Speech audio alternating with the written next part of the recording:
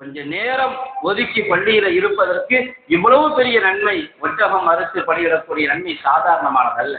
லட்சக்கணக்கில் விலை கொண்ட ஒட்டகம். அதே போன்று மாட்டை அறுத்து பலியிடுவது. இன்னைக்கு ஹஜ்ஜு பெருநாளில் கூட குர்பானி கொடுப்பதற்கு நமக்கு எங்காவது பங்கு சேர்ந்தால் போதும் என்கிற நிலையிலே, அதுவும் எங்க கம்மியாக இருக்குதோ அங்க பங்கு சேர்ந்து விட்டு நம்முடைய கடமை முடிந்து போய் விடுகிறது என்கிற ஒரு சிந்தனை அதிகமாகி வரக்கூடிய இந்த காலத்திலே இது மாதிரியான ஒரு சில சிறப்புகளை, பெரிய சிறப்புகளை சின்ன அமல்களின் மூலமாக ரப்பு தர காத்திருக்கிறார். நீங்கள் செலவு செய்ய வேண்டிய தேவையில்லை, காசு பணத்தை கொடுக்க வேண்டிய தேவையில்லை, ஒரு பெரிய ஒட்டகத்தை வாங்கி அறுக்க வேண்டிய தேவையில்லை, மாட்டை வாங்கி அறுக்க வேண்டிய தேவையில்லை, 20,000 30,000 கொடுத்து ஆட்டை வாங்கி அறுக்க வேண்டிய தேவையில்லை.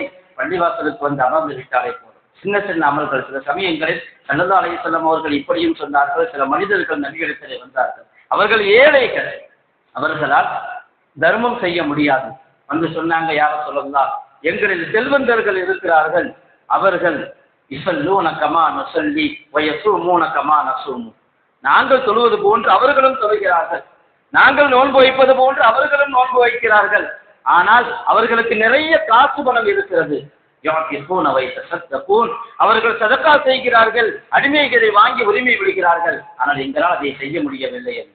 கண்ணியத்திற்குரியவர்களே, அந்த காலத்திலே செல்வந்தர்களும் அமல் செய்தார்கள்.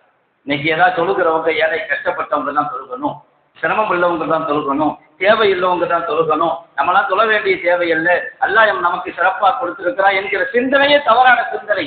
சஹாபாக்களத்திலே வந்து சொன்னாங்க, செல்வந்தர்கள் நாங்கள் தொழுவது போன்று அவர்களும் தொழுகிறார்கள், நாங்கள் நோன்பு வைப்பது போன்று அவர்களும் நோன்பு வைக்கிறார்கள்.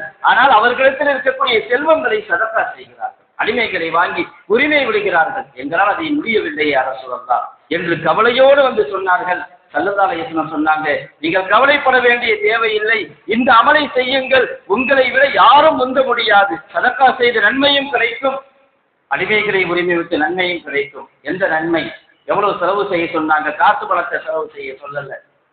தொழுகைக்கு பின்னாடி, பரதான தொழுகைக்கு பின்னாடி 33 தடவை சுப்ஹானல்லாஹ் சொல்லுங்க, 33 தடவை அல்ஹம்துலில்லாஹ் சொல்லுங்க, 34 தடவை அல்லாஹு அக்பர் சொல்லுங்க, 10 தடவை லா இலாஹ இல்லல்லாஹ் சொல்லுங்க.